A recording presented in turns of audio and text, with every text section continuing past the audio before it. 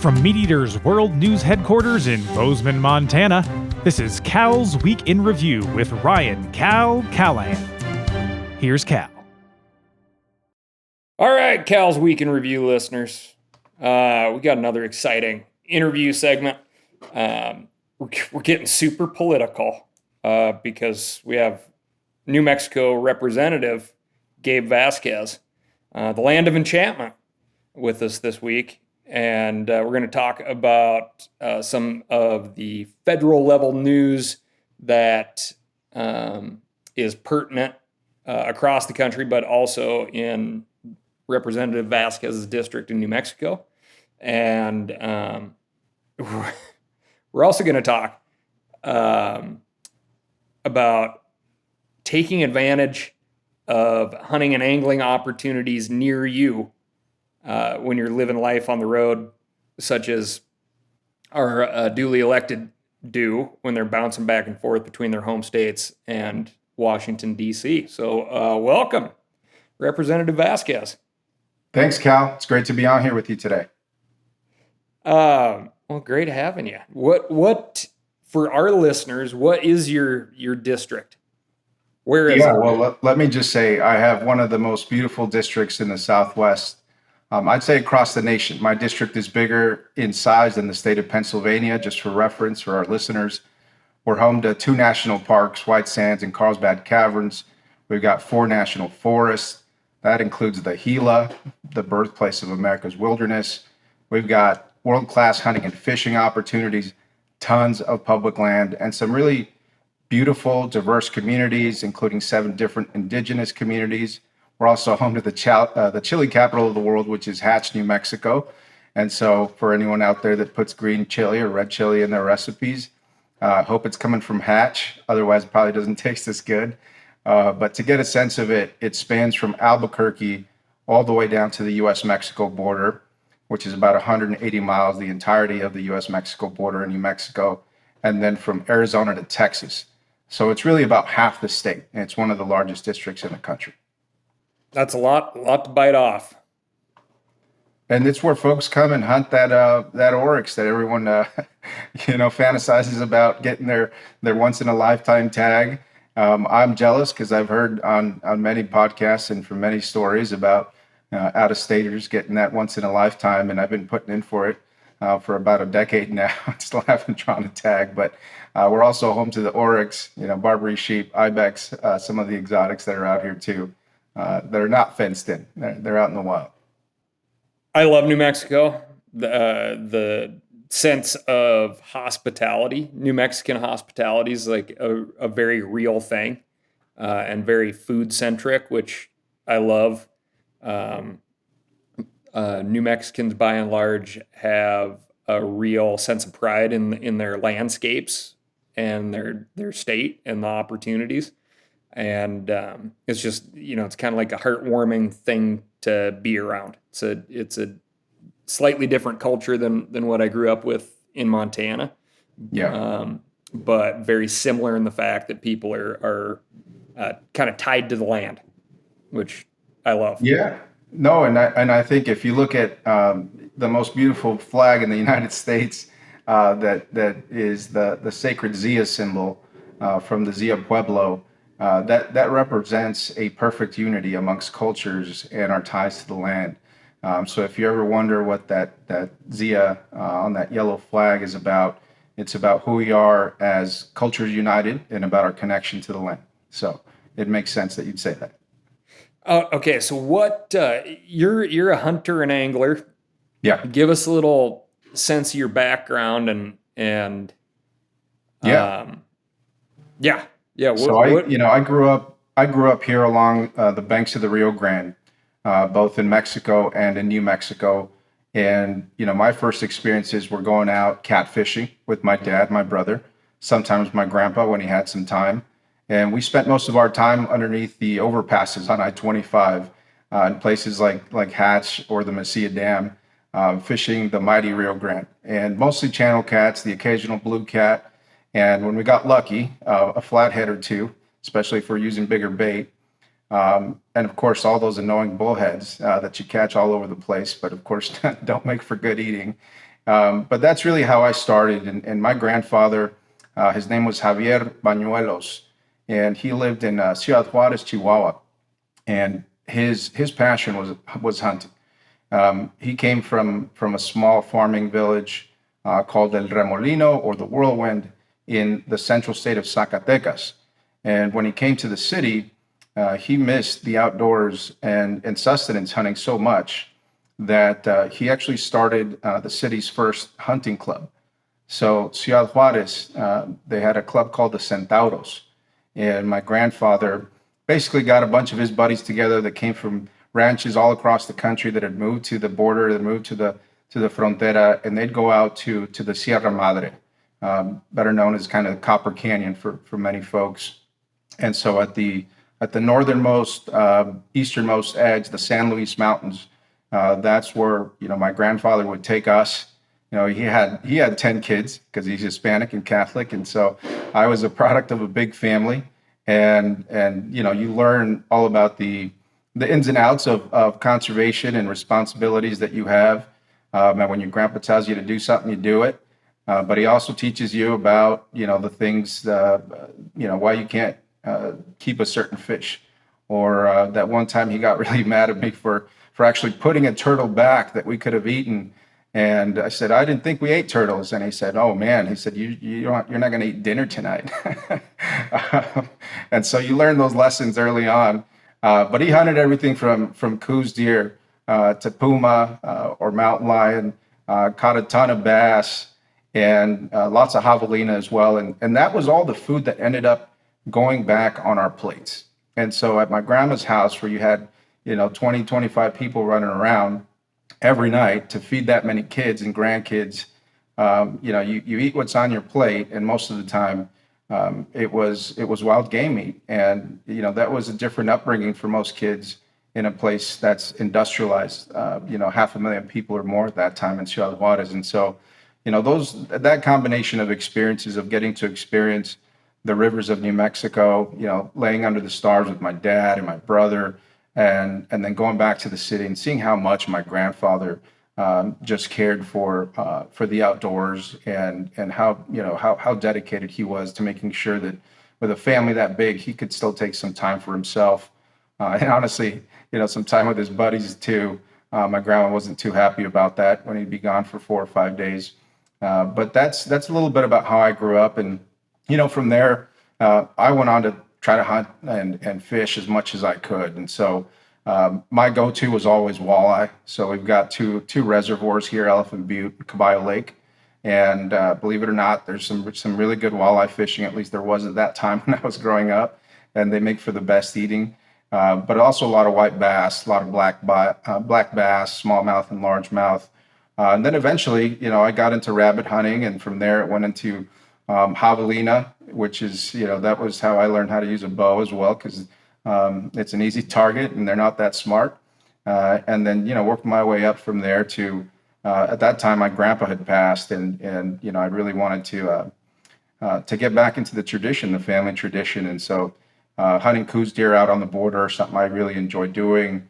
And any chance I get now, anything that I can learn, whether it's fishing for Gila trout or fishing for Arctic char in the Arctic tundra in Alaska, I'm all about it. I really cherish that time, especially now that I get so busy these days. It's hard when you have those interests and then you take on a role, which is a voluntary role. Nobody forced you into running for the House of Representatives. But there's some trade-offs there, right? Yeah, there definitely are. I mean, just the amount of space that you have to work with here in Washington, D.C. is, I just say it's really annoying. I'm used to big, beautiful, wide open landscapes, and you come here and you're cooped up in a tiny apartment. If you're lucky to have a backyard, it's a 10 by 10 little square, and it's just it's not home. And so that transition coming from New Mexico to DC, I think for many Westerners who are used to this kind of lifestyle or who represent these rural districts, it can be tough. It can get kind of claustrophobic at times. And so there's nearby trails here. There's local parks, places like Rock Creek Park, which I spend a lot of time in. But they always have something going on, Cal. There's so many bikers and trail runners and hikers. I mean, you name it. It doesn't seem like I can honestly get on a trail here without seeing, 200 people on any given day. So you gotta search for places out in Maryland or Virginia or West Virginia, where I've spent some time as well, to try to find that quiet and that peace when you can get away. But there's a guy, I think you know him, Chris Wood from Trout Unlimited. And when I first came here to DC, I hooked up with Chris, and he turned me on to a place called Fletcher's Cove. And that's still within the city limits. It's about, I don't know, 20, 25 minutes away from where I live here on Capitol Hill. And it sits on the edge of the C&O Canal, right next to the Potomac, where you have just this bunch of concrete that was dumped from the construction of the C&O Canal, and a bunch of rocky slabs on the shore that actually make for some great cover for all types of fish. And so I first got here, and Chris and I went out there. We caught some nice striped bass. And so I go back when I can to fish there also now for catfish. They got a boat dock. So I rent a kayak. I bring my fishing rods, and I like to get out there and paddle and find those holes. And, I'll be honest with you, the fishing's not great there, except during the shad run, which I still have yet to experience. But I was there just last weekend, and there's actually a bunch of guys that are out catfishing out there. You'll see them along the side of the Potomac, and I always wonder how the heck they got there. And they're fishing with fishing line and Gatorade bottles. So I suspect they may be fishing for sustenance as well. But there's more places out there that you can get out, but it is a tough transition. I mean, I think it's cool that you're making it happen, though. One of my consistent gripes, especially during the beginning half of the year here, was how, in my belief system, any elected official who has experienced public lands and what they can provide would not be in the business of selling them off.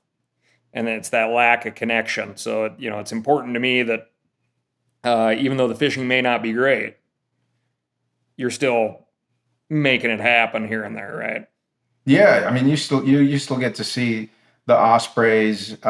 You get to see those little leatherback turtles. I don't know what species they are, but they hang out on the rocks a lot. You might get to see a bald eagle or two. That makes it all worth it for me, and I need that time when I'm out here.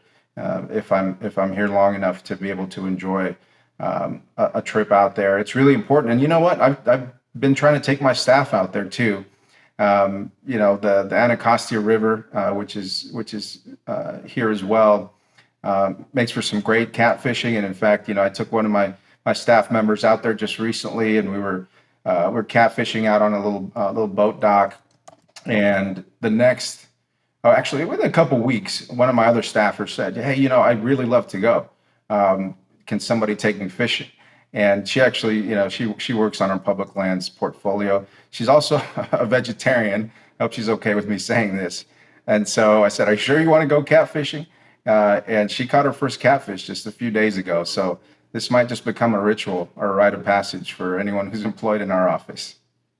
So that's one of the things that we connected on here. Is there's this article with the very catchy headline, "Congressman's dirty eating habits could jeopardize path to the majority for Democrats." That's a pretty weighted comment there. It's hilarious because I look at where I come from, where catfishing to us is a tradition. I mean, it's part of who we are because, many people in the South and the Southwest, where we have warm waters, New Mexico, Texas, Arizona, catfishing isn't looked down upon. Catfish aren't dirty fish. They make for really good eating. And so, that's just how we grew up. And so not everyone might understand that, on the East Coast or even up north, but I'm proud that not only did I get started fishing on catfish, but I still enjoy it today. It brings back good memories. And by the way, I think you and I talked about this a little bit too. There are some lunkers out there. Wow. in the Potomac, I mean, look at what guys like Ernie the Hog Snatcher are pulling out of that river within city limits. You see the Washington Monument in the back, and then somebody pulling out a 60-pound blue catfish. There's truly some monster fish in there. So it's, if you get out there and you find those opportunities, it's really cool. And so, they'll try as a politician, look, they'll attack you for just about everything. You can't blink, you can't take a step forward or backwards without somebody criticizing you for it. But that's the job that we take. And if they're going to hit me on catfishing, then I'll proudly defend that every day of the week. Ernie the Hog Snatcher slowly becoming a national hero, by the way. Guy just fishes. I love it. Yeah, he is. What I know we're tight on time, which is my fault, but yeah, what we have roadless rule right now. One thing that hasn't quite hit the presses is the fact that the Ryan Semerad, the lead attorney for the defense side, the Missouri 4 on the corner crossing case, they just submitted their brief to the United States Supreme Court yesterday. And now it's kind of in their hands as to whether or not they're going to hear the corner crossing case. But New Mexico, it's relevant because New Mexico is within the 10th Circuit. Yeah. And I haven't looked specifically on Onyx, but I can imagine there probably are some corner locked lands within a district that big in New Mexico. Oh, there's a lot. There's quite a bit. And in fact, I was, before I got this job, I was out with my Onyx app, with my hunting buddies, Ray Trejo down in Deming, and we were mapping out some of these corner crossing areas by ourselves so that we could talk to the state land office. New Mexico looks maybe a little bit different in terms of the challenges that we have than places like Wyoming, but we do still have a lot of checkerboarded land.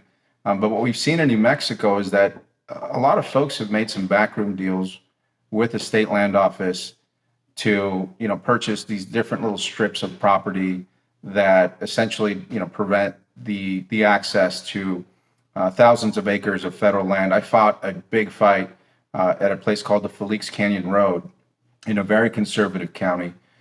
This was in Chavez County near Roswell, New Mexico, that has some of the best Barbary sheep hunting and some pretty good elk hunting out there as well. And this guy essentially, he wanted to have a county road vacated so that we'd lose access to about 7,000 acres of BLM land. And, we brought together hunters and anglers of all political stripes. We went into that county commission meeting. We said, you cannot vacate this road because you are essentially giving 7,000 acres to a private interest. And we think that might be against the anti-donation clause. It's a law that we have here in the state of New Mexico. And not just that, but this is where our kids hunt, and Barbary sheep hunting out in that country is a big deal. And so we were actually able to stop the vacation of that road. Now, that was about 10 years ago, and that was when I was working at the New Mexico Wildlife Federation. So we have those access issues here all across New Mexico. They may look a little bit different, but I think in general, look, when we look at purposeful intent to limit access to the public, and when private landowners have essentially public land playgrounds that they market. We've seen these real estate ads that are out there that basically say, not only are you buying a 10,000 acre ranch, but you've got another 15,000 acres to hunt on. And the way that E+ and A+ are set up here in the state of New Mexico is that, you can essentially sell those elk tags, those private elk tags, or antelope tags for, $10,000, $12,000, and you have exclusive access just for you and your clients to both hunt on your private property and your public property. So I know there's been a lot of work done on that, and I think this case in particular, look, whether it goes to the Supreme Court and is successful or not, I think this fight that is ongoing is really important for us to have this conversation about what public land access looks like. And one of my missions here in Congress is actually, we're working on some legislation now, is to figure out how to open up more landlocked public land across the country, and to be able to have the purchasing power, not through just LWCF, but also the support of the Department of Interior, so that if we are all in agreement, in a bipartisan agreement, that landlocked public land does is no good unless you have a helicopter, that we should move forward in an aggressive way to figure out how we can unlock these lands. And so I can't tell you what the Supreme Court is going to do on this case. I can't tell you what the impacts will be. I'm not a lawyer. I do know that, for myself, I obviously would like to have a successful ruling on this case that confirms the lower court's ruling. But in the case that we don't, it will be a setback. But I think that's when we really turn on the gas and say, if it is the mission of the Department of Interior and this administration and bipartisan agreement that we need to open up more landlocked lands, then let's figure out a way to do that. And I'll say I have a bill to do that. So we're gonna continue to work on that and hopefully roll it out soon. And hopefully it's something that this bipartisan Public Lands Caucus can support too, which is something I started with Representative Zinke, and we're kind of working on what pieces of legislation we're going to center around this caucus. Oh, well, that's exciting to hear. So please let us know. Get us on the press list if when you're ready to roll that language out. Yep. Yeah, and you said the word intent, and it's from the very beginning of this particular issue getting national interest. It's like most things, just a little more complicated than the headlines lead people to believe. And quite unfairly, every landowner gets lumped in with the bad actors who have the intent to lock up public ground from the public, which is unfair. And the intent on an access seeker's side actually has a huge amount to do with this particular case, where if, according to the Unlawful Enclosures Act, if your intent is to go from public ground to public ground, that's actually what matters. And obviously, we have bad actors on the hunting side of things too, that could take advantage of some of this. So in my opinion, it does need, it's not going to be perfectly cut and dry. Even if the Supreme Court weighs in what I'm going to say is our favor, in the public access favor, it's going to need a little more structure, guardrails to, ensure private property rights that we hold dear in this country are upheld well and respectably, but it should be on the same status and tier as the public access seeker. That's my soapbox. No, I think you're right, Cal. I don't think we want thousands of people out there with step ladders going over pasture fences across the West. I don't think that's the intent of opening up these opportunities. I think it really just highlights a larger issue that, to your point, needs more structure. It needs a way for us to responsibly access those lands, and that may force some negotiations between private landowners and departments of wildlife and game and fish and those kinds of things, or some rulemaking, whether that's at the state level or at the federal level. But I agree with you. I don't think we want to also create an unnecessary burden to private landowners. And I know firsthand private landowners contribute to such important habitat work, and I'm a private land rights guy in that sense. But I've also, just like there's bad actors on our side, there's bad actors on their side too. And so we've got to come to a consensus of how we solve some of these complex issues. And so you brought up LWCF. We could talk about the Secretarial Order 3442 that just came out. But I know there's also a lot of implications in your district regarding the roadless rule and the decision of that. So. Yeah, the roadless rule, this one's really important to me. The roadless rule protects 730,000 acres in the Gila National Forest. And, you think about our conservation legacy, the nation's first wilderness, the legacy that Aldo Leopold left behind, and also a place that is wholly in my district, and it's where I go to find peace, and where I go to fish and camp, and I take my family out there, go sit in the hot springs. I mean, you name it. It's a special place for me, and part of the reason is that it is remote, it is remarkable, it is rugged, and you got to work.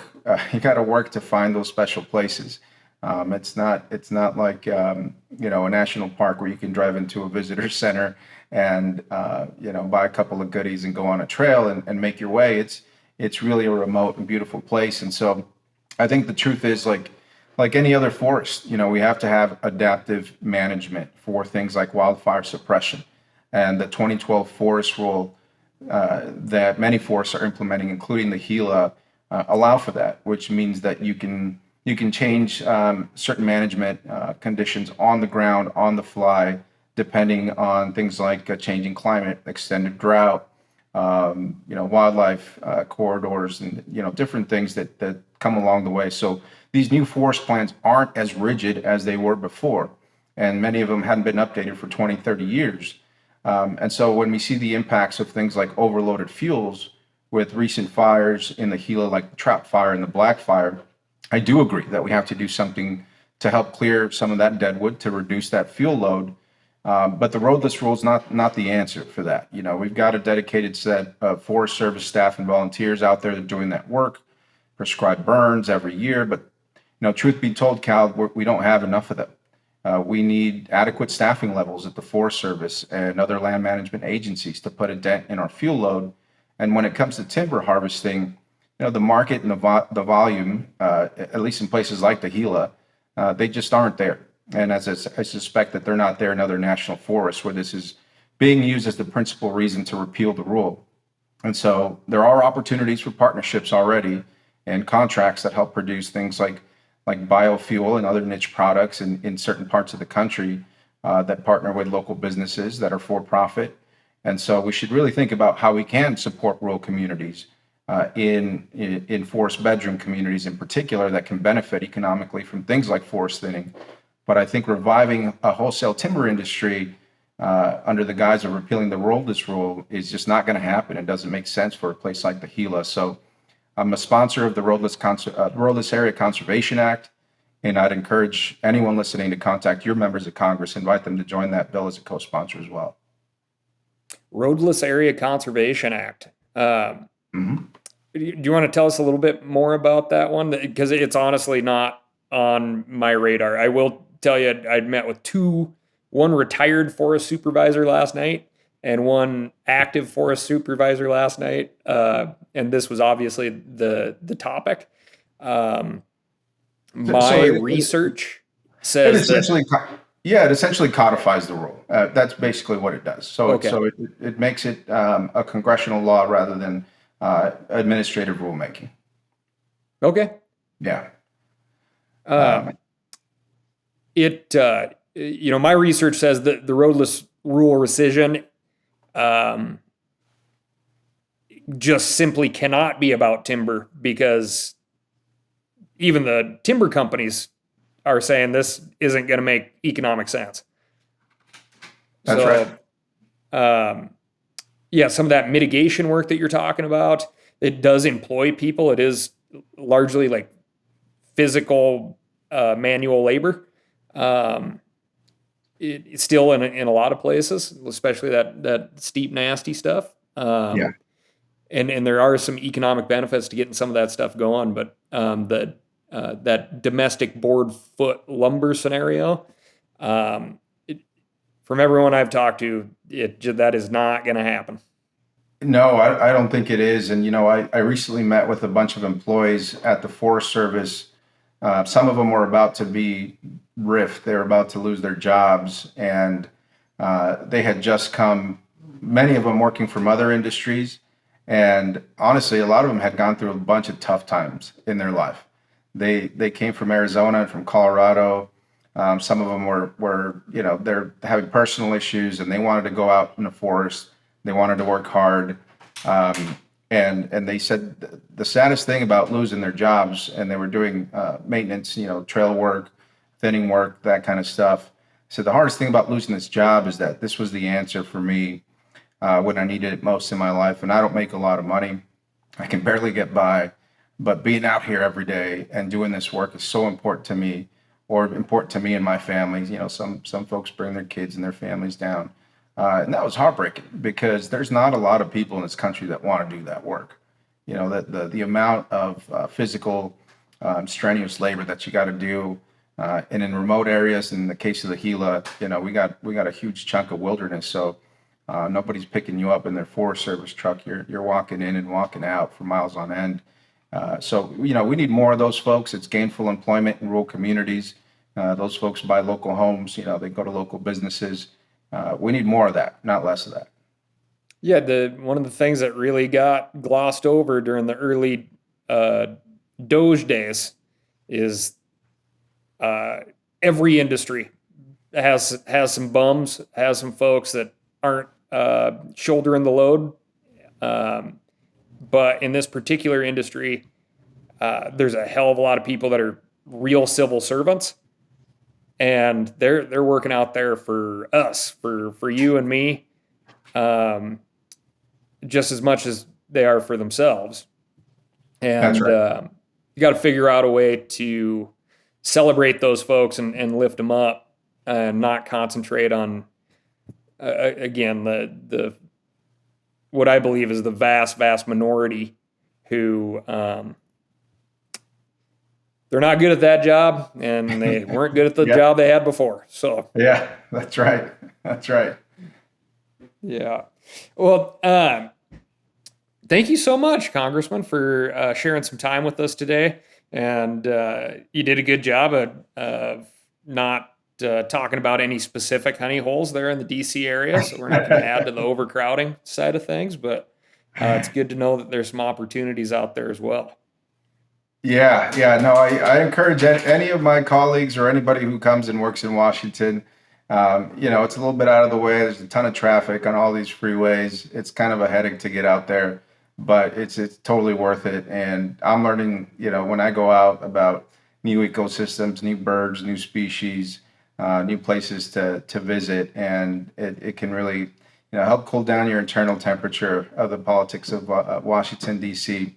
And I think hopefully we'll get to do a little bit more of that here. You know, I'm part of the Congressional Sportsmen's Caucus, and you know, put together this Public Lands Caucus. So you know, more folks are reaching out to me now to tell me about some of those spots, and I'm grateful for them. So keep it coming, because I'm going to be here for a while. So thank you so much, Cal. Appreciate everything that you do, and look forward to seeing you soon.